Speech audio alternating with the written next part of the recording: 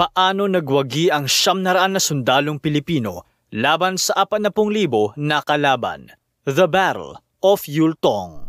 Ang bansang South Korea ay isa sa mga pinakamalapit na kaibigan ng ating bansa. Maraming Koreano ang dumarating sa Pilipinas bawat taon upang mag-aral o magbakasyon.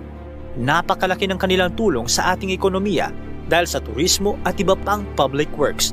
Ngunit alam mo ba na hindi ito magiging posible kung tuluyang nasakop ng mga Chinese na komunista ang bansang Korea noon? Paano kaya sila nakipaglaban sa mga mananakop?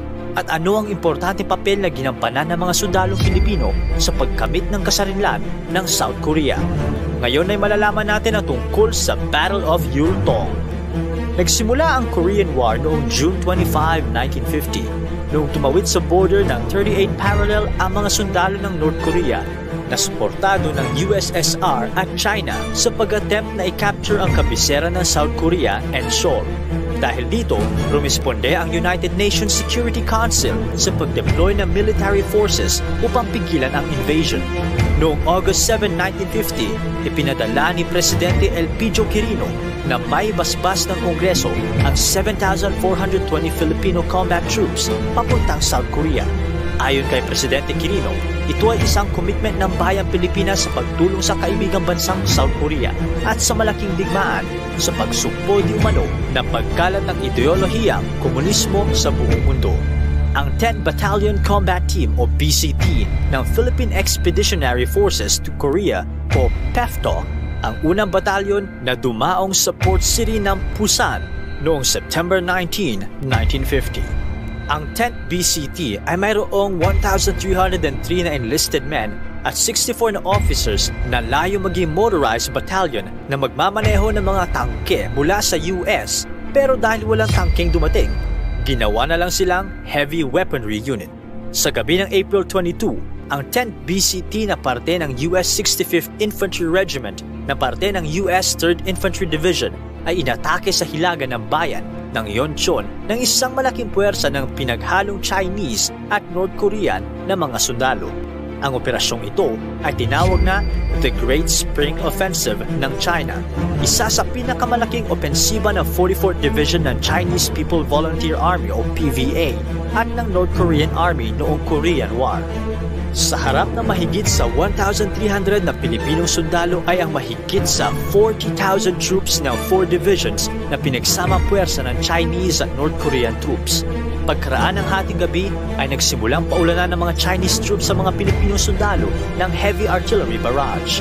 Makatapos nito ay umatake ang mga puwersang Chinese, ngunit nahirapan sila dahil matagumpay na naidepensa ng 10 BCT ang kanilang posisyon gamit ang mortar at artillery. Sa kabilang dako, isang malaking assault ng mga puwersang Chinese ang nagpaatras sa Turkish Brigade na bahagi ng UN troops. Dahil dito, pinalibutan ng mga Chinese ang east flank ng puwersang Pilipino. Nang makita ang parating na panganib, inutusan ni Lieutenant Colonel Dionisio Ojeda ang isang batalyon na binubuo ng Army Cooks and Clerks upang depensaan ang east flank. Sa tulong ng M24 light tanks at artillery support, matagumpay na napaatras ng makeshift unit ni Lieutenant Colonel Ojeda ang mga puwersang Chinese. Patuloy na nanganib ang posisyon ng mga sundalong Pilipino nang mapaatras ng Chinese troops ang Puerto Rican 65th Infantry Regiment na nasa west flank. Nang mapalibutan na ang pinagsamang puwersa ng Chinese at North Korean ang mga Pilipino sa magkabilang flanks, unti-unting lumusob ang mga puwersa ng kalaban. Ngunit, napigilan sila ng isang platoon ng sundalong Pilipino na nakaabang sa tuktok ng isang burol malapit sa Yultong. Ang platoon na ito na pinamumunuhan ni First Lieutenant Jose Arteaga ay dinatinag at nanatili sa kanilang posisyon sa kabila ng panganib. Dahil dito, ang commander ni First Lieutenant Arteaga na si Captain Conrado Yap ay nagkaroon ng tsansa na magsagawa ng counterattack.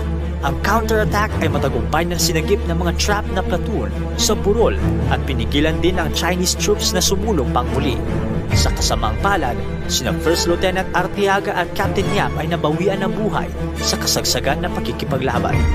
Sa pagsapit ng umaga noong April 23, nagutos si Lieutenant Colonel Ojeda ng ikalawang counterattack gamit ang M24 tanks.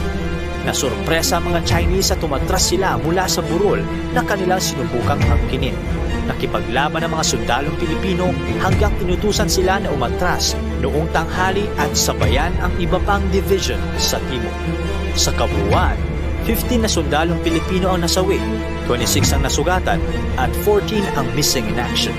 Sa side ng pinagsamang puwersa ng North Korean at Chinese,